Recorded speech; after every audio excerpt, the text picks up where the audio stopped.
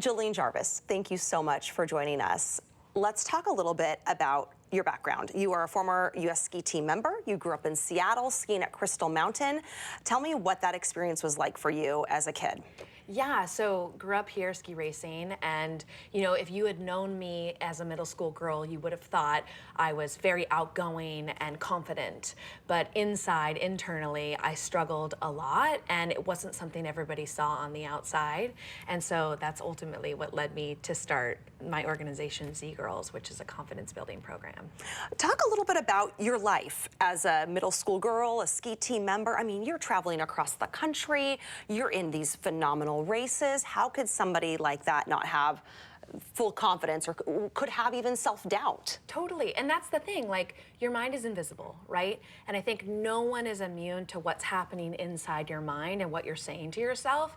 And so you might see someone and think, oh, they're winning at their sport in the Olympics, or they're, you know, at the top of their game, but internally you have no idea what's actually happening. And so, you know, that's one of the reasons why I think it's so important to learn how to navigate your mind and work on what's going on up here.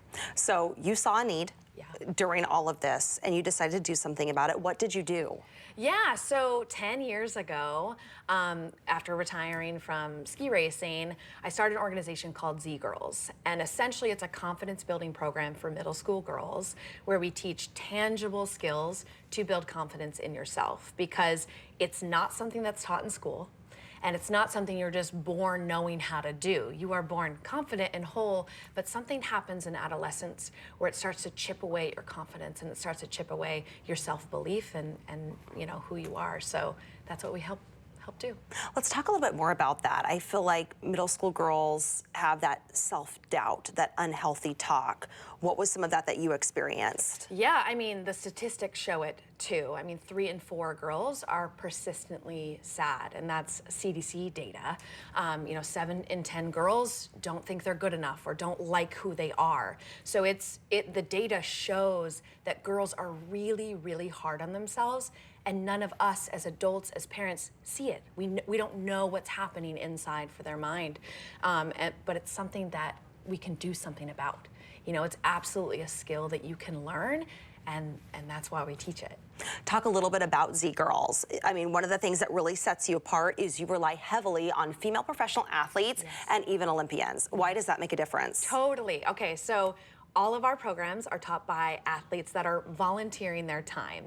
And the reason is because athletes are at the top of their game. Everyone looks at them as like, oh, they're amazing, they have everything together. But they sit in front of these girls and they go, I struggle with this too.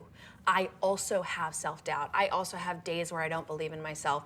I think Simone Biles is the perfect example. You know, 4 years ago, she was sharing with the world that she was struggling, and all of us were watching saying, what? So, you know, it's so powerful to see these women get in front of these girls and say, I am just like you, and here's what I do to build confidence in myself. So the program is for girls 11 to 14. Give me some examples of the skills they get and what they practice to get there. The tactics that you teach them to get to where they need to be. So it's a 4-week program, and we teach 4 concrete skills. So it's develop a growth mindset, build self-worth, which is your love for yourself. A lot of girls put their self-worth in accolades from other people, being told they're amazing, but self-worth has to come from within. It has to come from themselves. Taking on challenges and failure, 2 things that are inevitable in life, and most of us really get nervous and fearful about it, so we give them skills to deal with those. And then the 4th is advocate for yourself. Your mind is invisible, and you have to have the skills to communicate what is going on for you and how can somebody else support you. So those are the skills that we teach. Where do you see this organization going? What are your hopes for it? I mean, my hope is that every single girl between the ages of 11, 14 has these skills. She has access to them. I mean, we're a nonprofit, and we make these skills available to anyone that wants them. We've never, ever turned a girl away. So my dream is that everyone learns these in school, in life, and has access to them for the rest of their life. Give me some more details. I mean, this is a program that really is truly accessible. Girls can get on it with scholarship, but if you don't need a scholarship, it's $129 total. Total. Yeah. So we rely on the generosity of our community and donors to support the organization, because more than 75% of our girls are on scholarship. So they participate totally free. And we've never ever turned a girl away that wants to join. So, you know, it's self-declared. You pay what you can pay, and if not, it's free and you get to join. So it's an online program. We're in 31 states right now, so everyone is welcome. You don't have to be an athlete to be involved, and we hope that that's the case. How do you measure that this program is working?